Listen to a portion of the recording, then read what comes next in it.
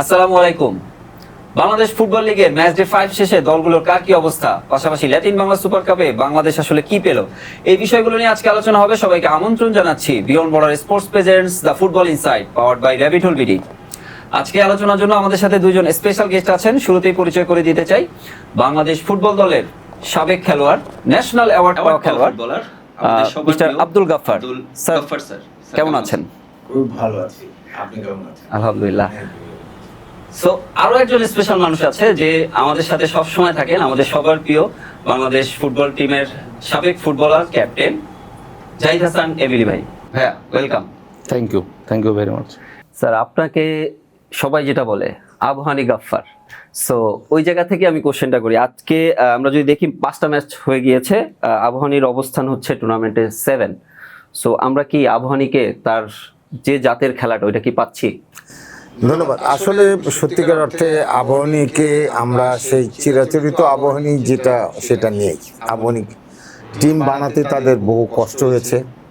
সেই ক্ষেত্রে যতটুকু চেষ্টা করেছে আবাহনীকে মাঠে রাখার জন্য, খেলোয়াড় আনছে লোকালি এবং বিদেশি, এবং কোচও একজন খুব দক্ষ একজন কোচ মারুফ হোসেন, ম্যানেজার, সব কিছু মিলে মানে যে আবাহনীকে আমরা আগে দেখেছি, যে আবাহনী খেলেছে, এবং আবাহনী পরিচয়টা তো শুরু হয়েছে ফুটবল দিয়ে। বিশেষ করে আবাহনীর এই যে সুন্দর ফুটবল এবং তৈরি করে আসছে এবং খেলে আসছে সেই 72 থেকে আবাহনীর সমর্থক 75-এর পরে কয়েকশো গুণ বেড়ে গিয়েছে।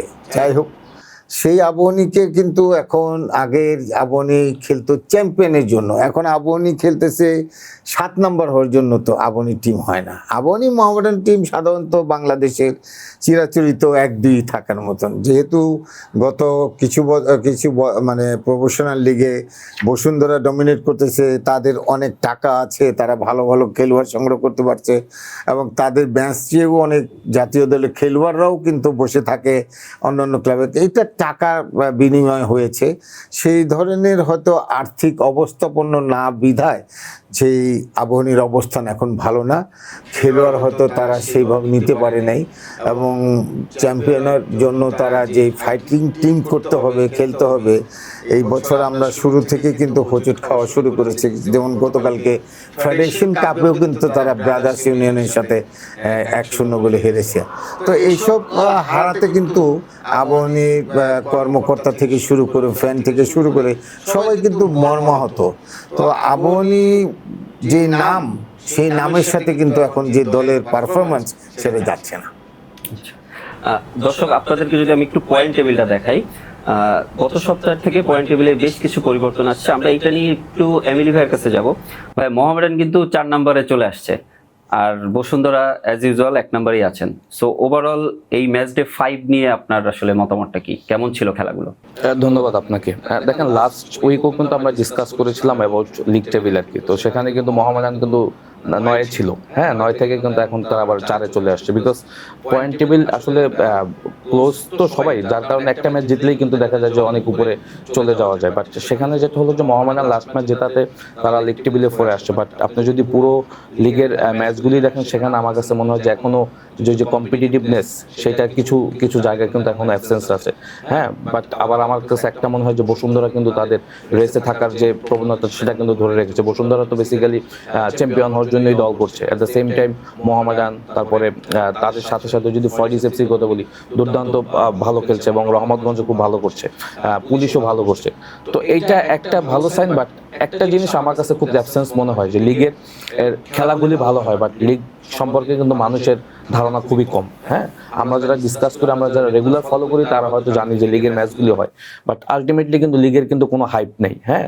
ভাইয়া যেটা শুরুতেই বলেছিল যে আমাদের এখানে কিন্তু ইন্টারন্যাশনালি আমরা যেভাবে ফোকাস করতেছি, বাট ঘরোয়া ফুটবলের দিকে কিন্তু আমাদের তেমন কোনো ফোকাস নাই। আজকে আবাহনীর মতো দলের অবস্থা 7 নম্বরে, এটা যদি আপনি আরো 10 বছর আগে যদি এরকম হতো, এই আবাহনী ক্লাবকে কিন্তু সাপোর্টাররা কিন্তু কোনোভাবেই এটা অ্যালাউ করতো না। আবাহনী লিগ টেবিলের 7 নম্বরে লাস্ট কবে ছিল এটা কিন্তু কেউ চিন্তাই করতে পারে না। মোহামেডান, আবাহনী সবসময় লিগ টেবিলের উপরে থাকবে, চ্যাম্পিয়নের জন্য খেলবে।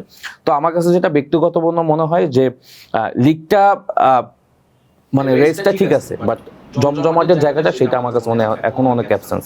দর্শক জানে না খেলার কে কবে খেলছে সেটা সম্পর্কে মানুষ আইডিয়া নেই। এইটা নিয়ে আমার কাছে মনে হয় যে বাংলাদেশ ফুটবল ফেডারেশন কনসার্ন হওয়া উচিত যে এই লিগটাকে কিভাবে জমজমাট করা উচিত। কারণ আমরা দেখি ইন্টারন্যাশনালি সময় আমরা দেখি যে দর্শক জায়গা দিতে পারে না, সেম উল্টোটা যদি দেখেন ঘরোয়া ফুটবলে কোনো দর্শক নেই, কার কবে খেলায়। বাট এটা কিন্তু একটা উল্টো চিত্র ছিল যখন ভাইয়েরা খেলেছে, যেটা সত্যি কথা। আমরা তো তাদের নাম শুনেই কিন্তু বড় হয়েছি, আমরা কিন্তু ফুটবলের আগ্রহটা তাদের কাছ থেকেই শুরু করেছি।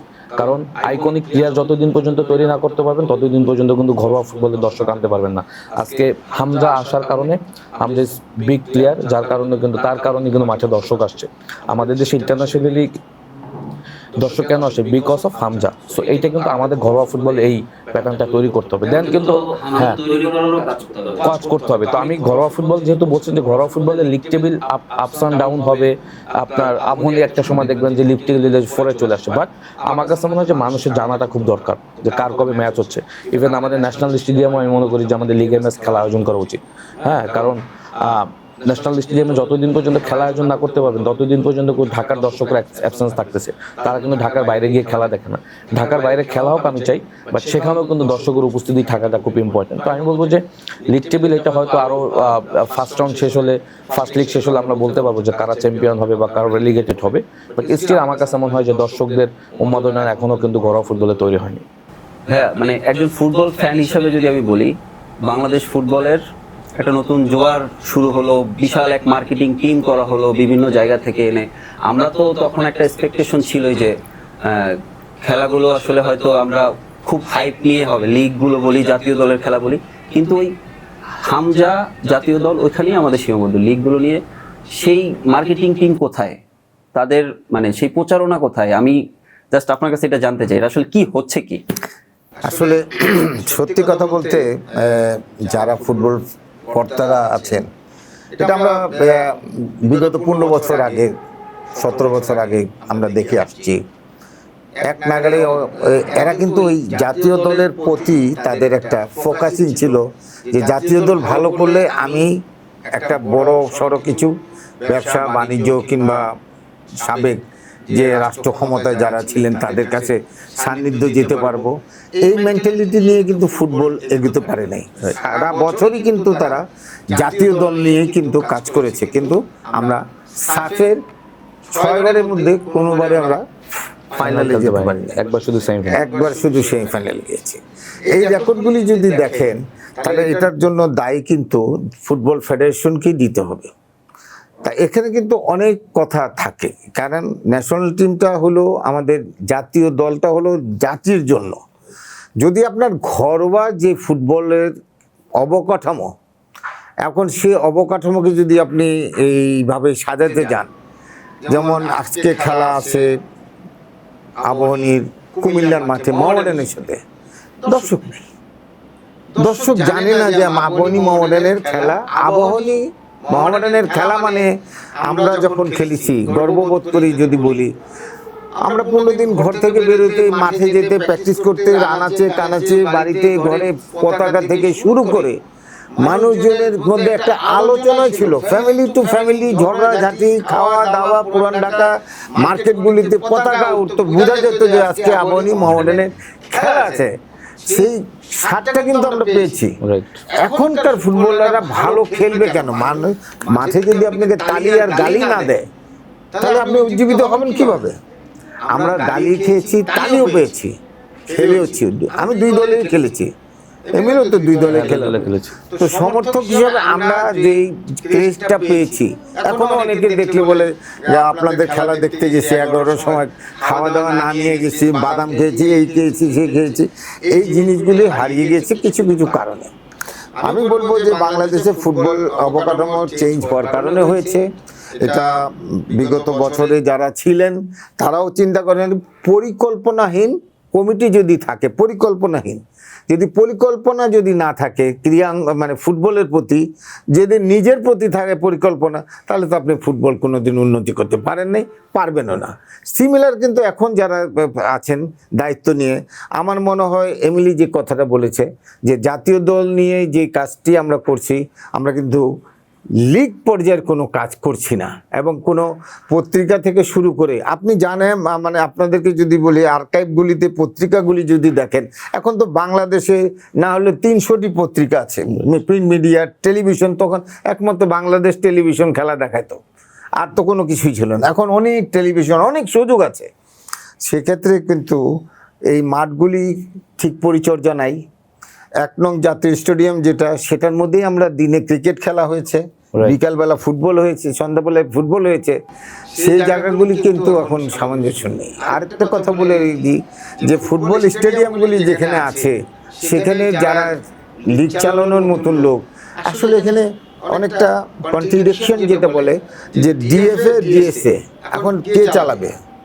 আগে লিগ চালাতো ডিএসএ, ডিস্ট্রিক্ট স্পোর্টস অ্যাসোসিয়েশন, যাদের ক্ষমতাবান ব্যক্তি হলো ডিসি এন্ড এসপি। এখন ডিএফএ, ডিস্ট্রিক্ট ফুটবল অ্যাসোসিয়েশন, তাদের রিকগনাইজ কে করতেছেন? Affiliated by football federation. ডিএসএর কাছে ফুটবল মাঠটা, আপনি এখন ফুটবল মাঠটা যদি সঠিক পরিচর্যা না হয়, মাঠটা যদি ঠিক না থাকে, আপনার ফুটবল খেলাটা কবে হবে? কতগুলি প্রতিটা ডিস্ট্রিক্টে আমরা যখন খেলতে গিয়েছি, মানে আপনার মনে হয় আমরা ট্রেনে করে গিয়েছি, প্লেনে করে গিয়েছি, খুলনা, যশোর, চিটাগং, রাজশাহী, যেখানে যেইভাবে আমরা গিয়েছি, হুমড়িকে মানুষ পড়ে গেছে। কিন্তু এখন সেই প্রচারণাও কমে গিয়েছে, এখন মানুষের কাছে সেই আস্থার জায়গাটাও নেই। আর এই যে ডিএফএ ডিএসএ রাখতে আমাদের কি হয়েছে, ডিএফএ আসছে ফর নির্বাচন, নট ফর ডেভেলপমেন্ট ফুটবল। কোন লোকটা ডিএফএ এর প্রেসিডেন্ট এন্ড সেক্রেটারি আপনি দেখান, তার কি ক্ষমতা আছে ডিসির সাথে বসে আমি মাঠটা সুন্দর করে সাজিয়ে নিতে পারবো? না, ডিসি তো দিবে না। ডিসির এখতিয়ারে আছে এই মাঠে কি কি হবে, কারণ তার কাছে তো আরো গেমস আছে। সেই ক্ষেত্রে এইখান থেকে আমাদের বের হওয়ার কথা কিন্তু আমরা সবসময় বলেছি। আগে আমাদের যখন ছিল 20টা টিম, আমাদের প্রিমিয়ার লিগ ছিল, সুপার লিগ ছিল, ফেডারেশন কাপ ছিল, আমাদের ন্যাশনাল চ্যাম্পিয়ন ছিল, আমাদের সর্বাধিক কাপ ছিল। আমরা কন্টিনিউশন, আমরা এখন তখন আপনারা দেখেন টি20 দেখেন, 50 ওভার ওডিআই দেখেন, টেস্ট দেখেন, আমরা কিন্তু কন্টিনিউ, আমরা সারা বাংলাদেশে যে লিগগুলি হতো সেখানে কিন্তু কক্সবাজার গোল্ড কাপ হতো, সর্বাধিক কাপ হতো, ন্যাশনাল চ্যাম্পিয়নশিপ হতো, ইন্টার ইউনিভার্সিটি হতো, খেলার মধ্যেই আমরা থাকতাম।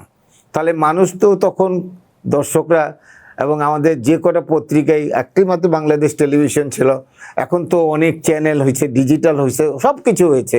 কিন্তু এই প্রচারণা লিগের যেটা আক্ষেপ করে বলেছে যে কয়েকদিন আগে মোহামেডান এবং আবাহনীর খেলা, আমার মনে হয় যেই লোক দর্শক, এখানকার দর্শক ন্যাশনাল টিমের খেলা দেখতে এসে, এক হামজার খেলা দেখতে এসে, আইকন প্লেয়ার যদি তৈরি না হয়, যদি একজন সালাউদ্দিন তৈরি না হয়, একজন এনায়েত তৈরি না হয়, একজন চুন্নু তৈরি না হয়, একজন পিন্টু ভাই তৈরি না হয়, অনেক নাম বলতে হবে, নওশাদ ভাই তৈরি না হয়, এবং সেই আইকন প্লেয়ারগুলি আশিস ভদ্র থেকে শুরু করে যেই প্লেয়ারগুলি ছিল, অমলেশ দা, বাবুল ভাই, ব্রাদার্সকে চিনতো কিভাবে? মহসিন, ওয়াসিম, বাবলু, ব্রাদার্স ইউনিয়ন, মানে মানুষ খেলা দেখতে যেত। এই আইকন প্লেয়ার যদি আপনি না আসে, না তৈরি হয়, তাহলে আপনি সারা বছর ন্যাশনাল টিম নিয়ে থাকলে তো আপনার কোনো উন্নতি হবে না। ন্যাশনাল টিম তো খেলতেই হবে, কারা খেলবে? আমাদের যারা এখান থেকে ভালো খেলে ন্যাশনাল টিমে, আমাদের সমস্ত লিগগুলি বন্ধ, সমস্ত চিটাগং লিগ বলেন, রাজশাহী লিগ, জমজমাট লিগ হতো, ক্লাবগুলি ছিল, জুট মিলগুলি ছিল, নারায়ণগঞ্জে অনেক প্লেয়ার আসতো, বরিশাল থেকে অনেক খেলোয়াড় আসতো, যশোর থেকে, খুলনা থেকে, ঝাঁক, রুমি কোথা থেকে আসছে, আসলাম কোথা থেকে আসছে, আপনি যদি এইসব হিসেবে, মুন্না কোথা থেকে আসছে, চুন্নু ভাই কোথা থেকে আসছে, গাউস কোথা থেকে আসছে, জাকির কোথা থেকে আসছে, এমিলি কোথা থেকে আসছে, এগুলি। আরেকটা জিনিস আপনাকে বলছি যে গ্রাসরুট লেভেলে আপনারা এখন পর্যন্ত যে জিনিসটা করে গিয়েছিলেন 1980 সনে, যারা সাংগঠনিক দক্ষতার সাথে 80টা দল নিয়ে কিন্তু পায়োনিয়ার লিগ, এবং এই পায়োনিয়ার লিগ থেকে কিন্তু বহু খেলোয়াড়, সাব্বির থেকে শুরু করে বহু খেলোয়াড় কিন্তু এই পায়োনিয়ার লিগ থেকে হচ্ছে। আমরা ব্যস্ত হয়ে গেছি নিজেদেরকে নিয়ে, এবং সাংগঠনিক দক্ষতা নাই ব্যক্তিরাই কিন্তু এখন ফেডারেশনে, এগুলি পরিকল্পনা থাকতে হতো। এবং যারা আগে ছিল, এখন আমাদের অনেক ফুটবলারও এখানে আছে, কিন্তু আমি দোষ দিব না, বলবো যে তাদের যদি দক্ষতা থাকতে, তারা এখন বর্তমান যে প্রেসিডেন্ট আছে তারা সেই পরিকল্পনা সাজাতে হবে। আমাদের কোথায় এখন আপনি দেখেন, শুনবেন ফার্স্ট ডিভিশন একটা লিগ হচ্ছে, কিন্তু কোনো কেউ জানেই না। কিন্তু পায়োনিয়ার লিগ আগে 80টা দল সারা বাংলাদেশে, এই যে খেলাধুলা যদি হয় তাহলে আপনি দেখবেন অনেক অংশে আপনার দুর্নীতি বলেন, সন্ত্রাসী বলেন, আড্ডাবাজি বলেন, ইফটিজিং বলেন, তারা তখন কিন্তু এই খেলাধুলা নিয়ে যদি পাড়া মহল্লায় আমাদের ঢাকা শহরের যদি এই 80টা দল পায়োনিয়ার খেলে, আপনার 20টা দল থার্ড ডিভিশন খেলে, 20টা দল সেকেন্ড ডিভিশন খেলে, হ্যাঁ, তারপর ফার্স্ট ডিভিশন, এখন প্রফেশনাল। আমার মনে হয় প্রফেশনাল লিগটাকে এই ফিফা থেকে কিছু টাকা পাওয়ার জন্য এই আমরা যে এই প্রেসক্রিপশন নিয়ে চলছি গত 15 বছরে, এটা থেকে বেরিয়ে আসার জন্য আমি সবসময় বলছি। এই কারণে যে বাংলাদেশে ঢাকা প্রিমিয়ার লিগে যে 20টা দল ছিল, যদি আপনি 30 জন খেলোয়াড় করে যদি ধরেন তাহলে 600 খেলোয়াড় কিন্তু আপনি আসতো, শুধু ঢাকা শহরের থেকে আসতো না, সারা বাংলাদেশ থেকে বিভিন্ন এই 20টা ক্লাবের এখন কোনো কিছু নেই। এখন প্রফেশনাল লিগটা কেন হচ্ছে, আমরা প্রেসক্রিপশন নিয়েছি কিন্তু আমাদের অবকাঠামো নাই, নিজস্ব মাঠ নাই। প্রফেশনাল লিগ করার মতন যেই মানে চিন্তা ভাবনা থাকবে, একটা প্লেয়ার থেকে শুরু করে বয়লার থেকে, ফিজিও থেকে, মাঠ থেকে, ক্লাবের পরিবেশ থেকে, আপনি শুধু দেখেন এখন কার মাঠ আছে, এক বসুন্ধরা ফর্টিস আবহানী রয়েছে সঠিক মাঠে, মহাবালনকে ঘুরে ঘুরে, এটা this is the professional league. Professional লিগের হলে club will be benefited, not player only. আপনি প্রফেশনাল লিগ হলে এই প্লেয়ার এই ক্লাব থেকে ট্রান্সফার ফির অংশ পাবে। আপনি কি ওই সিস্টেম করেছেন? আপনারা শুধু প্লেয়াররা পাচ্ছে 1 কোটি টাকা পেয়েছে, রাইট, সারা পৃথিবীতে এটাই হয়, সারা 1 পৃথিবীতে কোটি টাকা পেয়েছে। What is the benefit of the club? Club is not getting any money. আপনি তো ট্রান্সফার ফিটা কে দিবে? ট্রান্সফার ফির সাথে তার বেতন, তার মানে চাকরির মতন একটা থাকবে, ম্যাচ খেললে ম্যাচ ফি পাবে, ম্যাচ না খেলতে বলে ম্যাচ ফি পাবে না।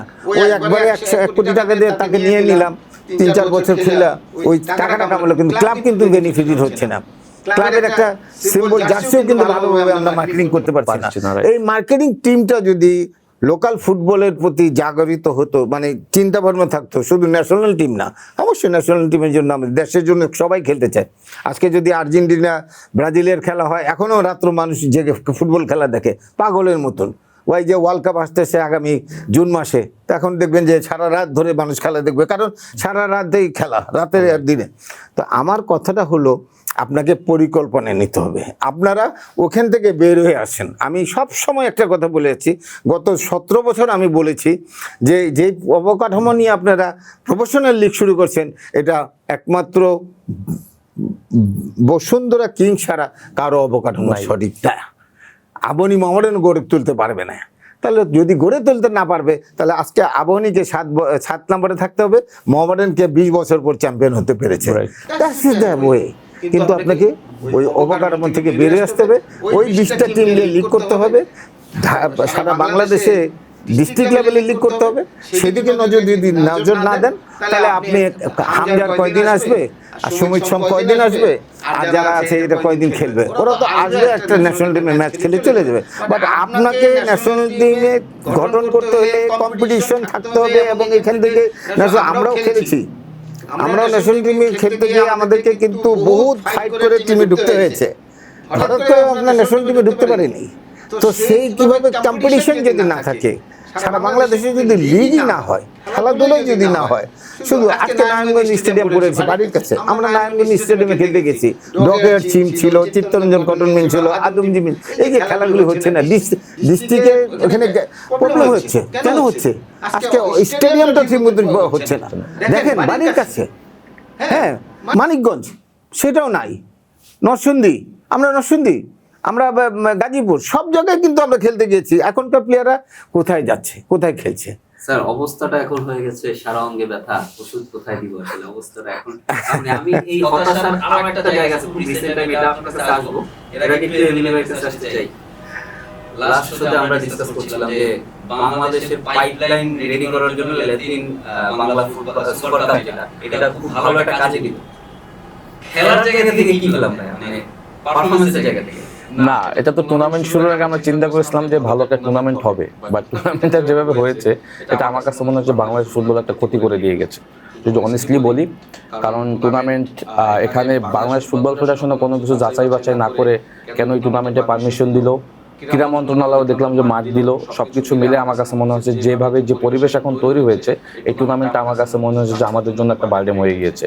এবং দুইটা ম্যাচের মানে পারফরমেন্স যদি বলেন বাংলাদেশের 4-0, এরপরে হচ্ছে 1-1 ড্র, মানে সেখানে কি আমার মনে হলো না আমি আর্জেন্টিনার কোনো টিমের সাথে খেলছি, ব্রাজিলেরটাও পারফরমেন্স ভালো ছিল, বাট আমরা বাংলাদেশের পারফরমেন্সের জায়গায় কিছু পজিটিভ পেলাম না, এখানে পারফরমেন্সের থেকেও অনেক কিছু ছাড়িয়ে গিয়েছিল যে আপনার টুর্নামেন্ট আসলে সাকসেস হয়েছে কিনা। হ্যাঁ, কারণ এখানে দেখা গিয়েছে যে মাঠের পারফরমেন্স আমরা চিন্তা করেছিলাম যে কম্পিটিটিভ ম্যাচ হবে, ফ্রেন্ডশিপ বাড়বে, তিন দেশের কোলাবোরেশন হবে, এরকম কোনো কিছু চিন্তা করেছিলাম। ইন ফিউচার হয়তো আমরা আবার আর্জেন্টিনাতে যাবো, ব্রাজিলে যাবো, এরকম কোনো কিছু হবে দেখেই কিন্তু টুর্নামেন্ট আয়োজন করা হয়েছে, এটা আমরা ভেবেছিলাম।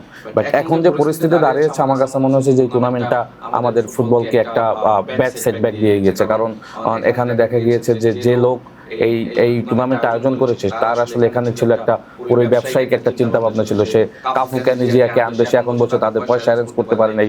সে দেখলাম যে ম্যাচের আগে বাংলাদেশ প্লেয়ারদেরকে পেমেন্ট দিতে পারেনি, তারা খেলবে না, 17 মিনিট খেলা বাকি, সেটা চিন্তা করা যায় এই ধরনের টুর্নামেন্ট। তো সেখানে আসলে আমি বাংলাদেশ ফুটবল ফেডারেশন কোনো যাচাই বাছাই করার না করেই কেন এই টুর্নামেন্টটা করতে দিল, এবং বাংলাদেশ থেকে যারা খেললো তাদেরকেই বা কেন এখানে একটা টিম হিসেবে পাঠালো। কারণ এখানে কিন্তু আন্ডার-17 এবং আমাদের কিছু প্রমিজিং কিছু প্রবাসী প্লেয়ারও কিন্তু খেলেছে, যাদের খেলা দেখার জন্য কোনো মানুষ উদ্গ্রীব ছিল। বাট টুর্নামেন্টের ম্যাচগুলি যদি দেখেন সেখানে আসলে খেলার থেকে বেশি হয়েছে গ্যাঞ্জাম, হ্যাঁ, মারামারি, হাতাহাতি। তারপরে প্রথম ম্যাচটা বেশ ভালো ইন্টেন্সিটি ছিল, বাংলাদেশও ভালো করেছে। বাট সেকেন্ড ম্যাচ আর্জেন্টিনার সাথে যদি ম্যাচটা দেখেন আমার কাছে মনে হয় যে আর্জেন্টিনা কোনো প্রফেশনাল দল না। হয়তো আমরা আগে যেভাবে খ্যাপ খেলতে যেতাম ওরকম আমার মনে হচ্ছে যে ধরে বান্ধে একটা দল নিয়ে আসছে, কারণ কোনো প্রফেশনাল সিস্টেম ছিল না। এইটা কিন্তু খুব ব্যাড একটা সেটব্যাক হয়েছে। এবং আপনি জানেন যে অলরেডি কিন্তু ব্রাজিল এবং আর্জেন্টিনা একটা ম্যাচ ছিল 11 তারিখ, সেটা স্থগিত করে দিয়েছে। তো এই টুর্নামেন্টটা দিয়ে আসলে আমার কাছে মনে হয়েছে যে আমাদের ফুটবলের জন্য একটা ক্ষতি হলো। এটা থেকে আপনি যেটা বলেছেন যে আমরা কি পেয়েছি, আমরা পেয়েছি আমাদের ফুটবল একটা ক্ষতি, আর কিছুই না। এবং আমার কাছে মনে হয় যারা বিজনেস পলিসি করতে এসে এই ধরনের মানুষ থেকে এখনই সাবধান হতে হবে। এবং আমি দেখলাম যে সাংবাদিক লাঞ্ছিত হয়েছে, টি-স্পোর্টসের সাংবাদিককে মেরেছে, তো এটা তো আসলে চিন্তাই করা যায় না। এবং যেভাবে দেখলাম যে দর্শক কোনো সিস্টেম ছাড়াই ঢুকছে, আবার টিকিটের দাম অনেক হাই, আবার মানে অনেক প্রচারণা ছিল, বাট সবকিছু কিন্তু ড্যামেজ হয়ে গেছে। তো এই ধরনের টুর্নামেন্ট করার কোনো অর্থই হয় না। এটা আমার কাছে মনে হয় যে আরো ক্ষতি হলো বাংলাদেশ ফুটবলের জন্য। আমি একটু অ্যাড করি স্যার, আপনার কাছে আমি এটার সাথে অ্যাড করিনি, তাহলে দর্শকদের জানতে ভালো হবে যে কথাটা সত্যিকার অর্থ বলেছে। এই লোকটা কে? ইজ দিস পারসন বক্সিং এর কেন সে আসছে? ফুটবলের যারা কর্তারা এখানে বসে আছেন তাদের প্রথমত যাচাই বাছাই করা উচিত ছিল, গিভ মি দ্য লিস্ট, যে কে আসছে, কোন প্লেয়ার আসছে, কে আসছে। কেন গিয়ে কাপু কিন্তু অনেক popular player in the world, এত সহজ না। তাদের পেমেন্টের জন্য হতে পারে, তাদের পেমেন্ট না, তাদের তো বিজনেস ক্লাস টিকিট থেকে শুরু করে থাকা খাওয়া একটা উচ্চ তার মাত্রায় তাদের খরচ। আপনি দেখেন বিগত সরকারের সময় কে বা কারা, আমি ঠিক বলতে পারবো না কে বা কারা, দুইজন প্লেয়ারকে আনছিল, একজন রোনাল্ডিনো, রাইট, হ্যাঁ, Emiliano Martinez, Argentina goalkeeper, right. দেখেন ওরা সরাসরি কিন্তু চলে গেছে কোথায়? কোনো ফুটবলের সাথে যোগাযোগ করে নাই, কিংবা কোনো ফুটবলারকে সেখানে স্থান দেয় নাই, কিংবা ফুটবল ফেডারেশনের কর্তাকে নিয়ে ডাইরেক্ট চলে গেছে কোথায়? সাবেক প্রধানমন্ত্রীর এখানে ছবি এবং কিছু ফ্যামিলি ছবি, এবং এইখানে রোনাল্ডিনোর মতন একজন বিশ্বখ্যাত ফুটবলার হাফ প্যান্ট পরে চলে গেছে আপনার ইসের মধ্যে। একটা প্রধানমন্ত্রীর এখানে দিতে গেলে একটা ডেকোরাম, একটা ড্রেস আপের দরকার, হাফ প্যান্ট পরে ওখানে নিয়ে গেছে, এটা তো হলো না। শিশু এই যে আমরা করে আসছি, আবার এখন করছি, আমি সবার কাছে হাত জোড় করে বলবো আমরা এই ক্ষেত্রে থেকে বিরত থাকার চেষ্টা করি। বাংলাদেশ ফুটবল ফেডারেশন যারা কর্তা আছেন এই কাজগুলি জন্য না হয়, আমাদের বরঞ্চ ক্ষতি হয়ে যাচ্ছে। ফুটবলের প্রতি মানুষ যেভাবে এগিয়ে আসতে চাচ্ছে, এখানে কালকে মারামারি করবেন, আপনারা টিকিটের দাম এরকম রাখবেন, এটা একজনকে ব্যবসা দেওয়ার মতো। এই লোকটা আমি কেন ব্যবসা দেওয়া? Where is my football concern or consultancy or আমার মিডিয়া আর আমার মার্কেটিং বিভাগ? মার্কেটিং বিভাগ আছে, মার্কেটিং একটা মানে লোক আছে, তো সে কি করতেছে? Give me the idea. আপনি যদি মার্কেটিং এর ব্যবসা করেন, ফুটবল সারা বিশ্বে কিন্তু মার্কেটিং। আপনি ন্যাশনাল টিমে আমার মনে হয় এই বাংলাদেশের ইতিহাসে সবচেয়ে বেশি জার্সি সেল হয়েছে রাইট। বাংলাদেশের ইতিহাসে। আমি আমাদের সময় থেকে এখন পর্যন্ত আমি মনে করি লাস্ট 2টা ম্যাচে যে জার্সি সেল হয়েছে, বাংলাদেশ ফুটবল ফেডারেশন সেল করেছে, হাইস্ট জার্সি সেল করেছে এবং সবার কাছে মানে মাঠে ওই জার্সি করে ঢুকেছে, তাদের মধ্যে কাজ করেছে আমি বাংলাদেশি, বাংলাদেশি জার্সি তো এখানে আমি একটা ছোট এই মার্কেটিং এর লোকটাকে এবং তার কি দায়িত্ব ছিল? আপনার দেয়ার ইজ নো অ্যাকাউন্টেবিলিটি যে আজকে কোনো রকমই আপনি এই দায়িত্বটা নিয়ে আপনি কাজ করেছেন। একটা জিনিস অ্যাড করতে চাই এখানে। আমি একটা নিউজে দেখছিলাম, আমি জানি না সঠিক না, ওয়ার্ল্ডে কিন্তু বড় বড় টিমের জার্সি স্পন্সর যে কোম্পানি থাকে তাদের কাছ থেকে কিন্তু পার্সেন্টেজ মানে ওই টিমটা পায়। রাইট। আমাদের যে অফিসিয়াল জার্সি যারা সেল করে, আমি যতদূর জানি বাফুফে এখান থেকে কোনো বেনিফিট পাচ্ছে। তো এটা কি?